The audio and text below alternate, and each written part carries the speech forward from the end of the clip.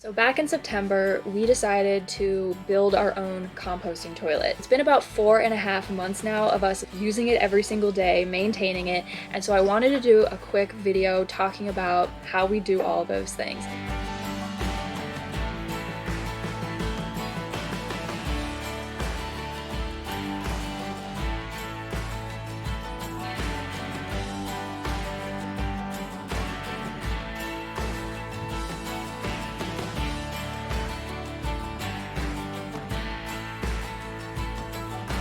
If you want a low-cost composting toilet, there are many ways to do it, and it doesn't have to break the bank.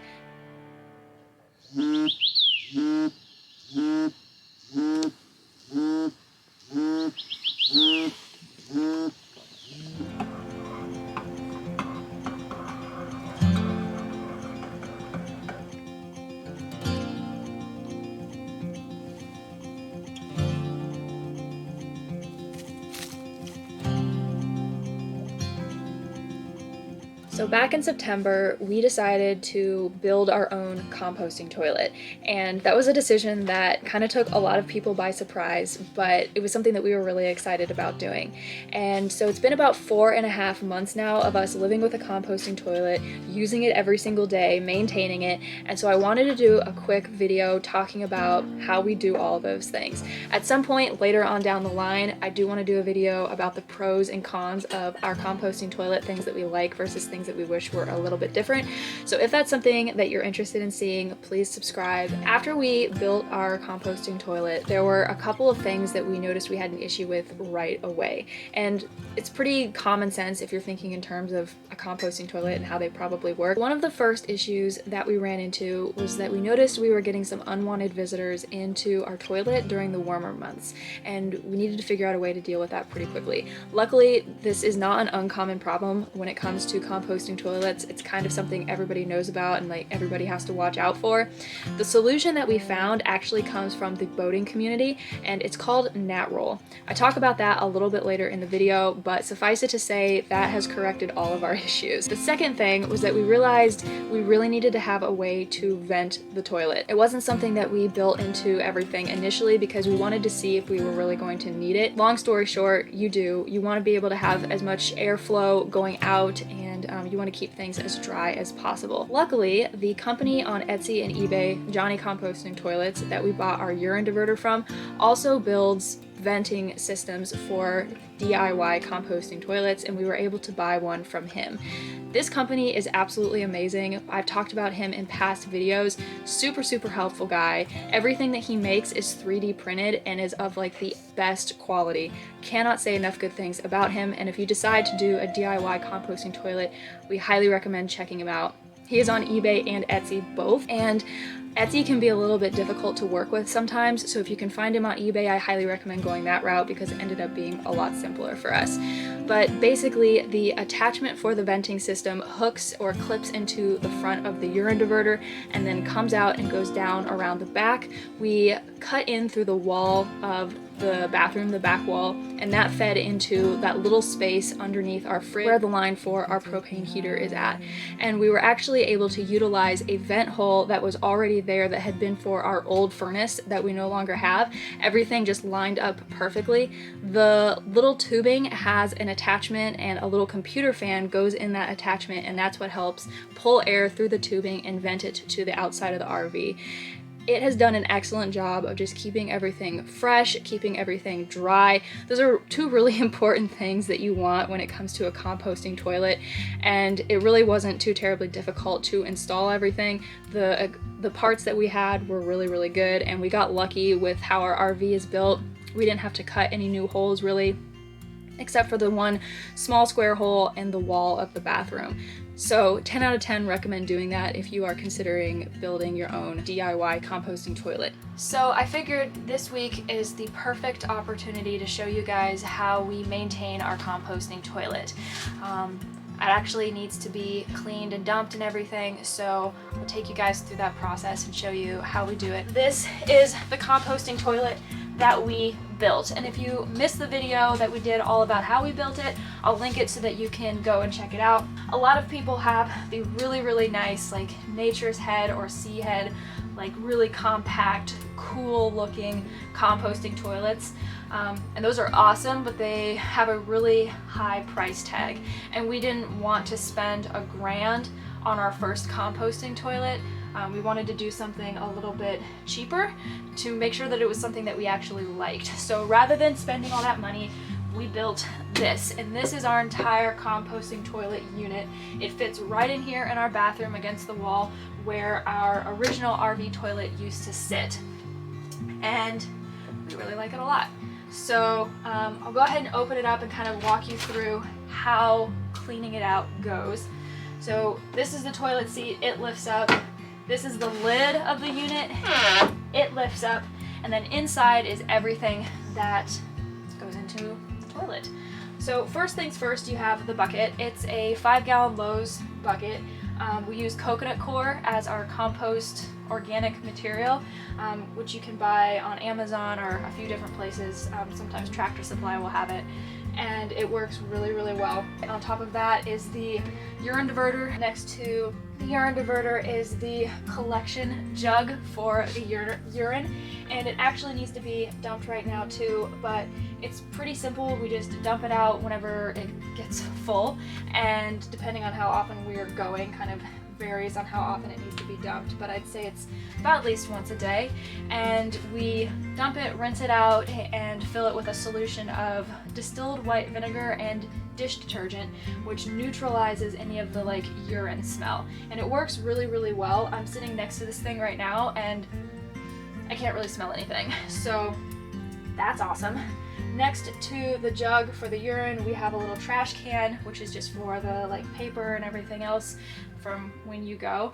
And I line that with like a grocery bag or whatever and just bundle that up and dump it whenever it gets full. And then on the other side is our bag that has the coconut coir. We break up coconut coir and put it into this bag specifically to use. We don't have the whole block of coconut coir in here.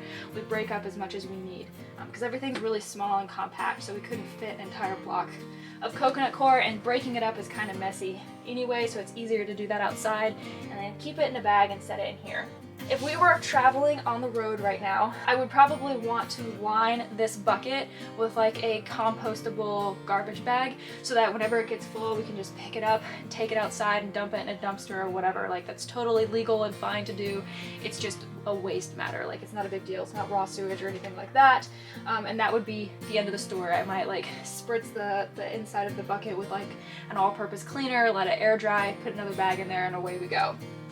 But since we're stationary for the foreseeable future, we actually built a small compost bin here.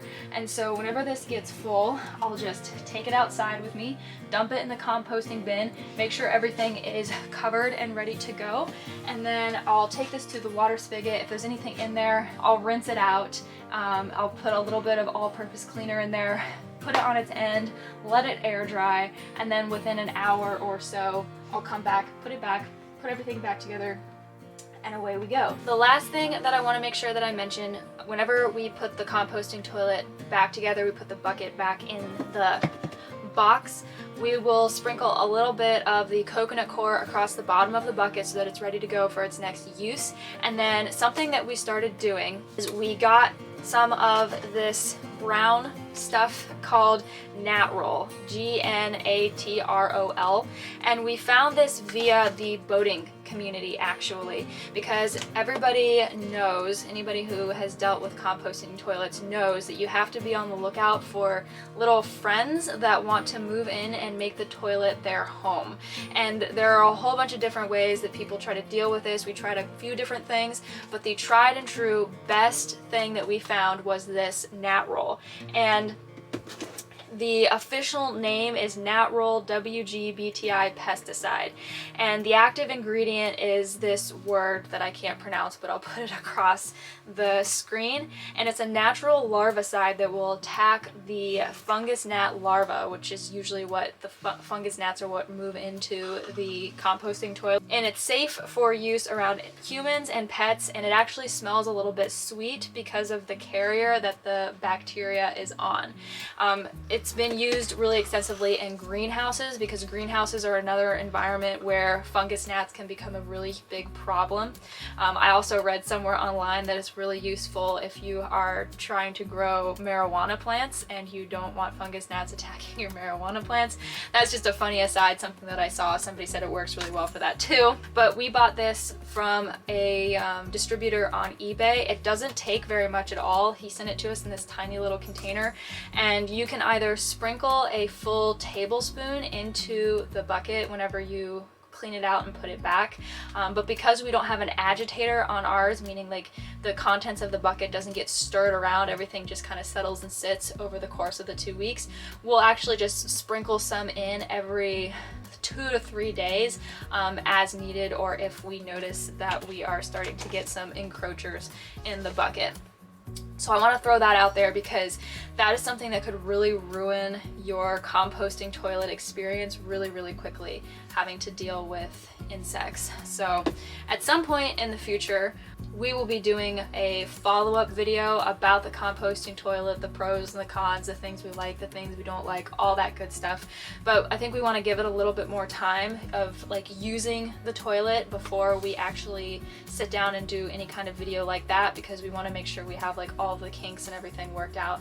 But this has been our process up to this point. This is what we've been doing to maintain it, and it's been working really, really well for us. All things said, hindsight being 2020, if I could go back to the very beginning and do anything differently, I would probably just go ahead and install the ventilation system straight out the gate. It's a no-brainer to do it, and it probably is a lot easier than you think it is. It ended up being a lot easier than we thought it would be. And to do enough research about how to mitigate any kind of unwanted visitors. We ended up being able to figure that out, but it was a very interesting journey getting to that point. Some of these things you just learn as you go along. It's all trial and error, and it's all good. We figured it out, but I would like to put that out there because if any of this can save any of you from having to go through any of the drama that we went through, it's definitely worth taking the time to say it. So anyway, this should give you a pretty good idea of how we maintain our composting toilet, how we keep it clean. This is obviously a very unique design because it's not the all-in-one unit like a Nature's Head or a Sea Head. This is something that we built ourselves.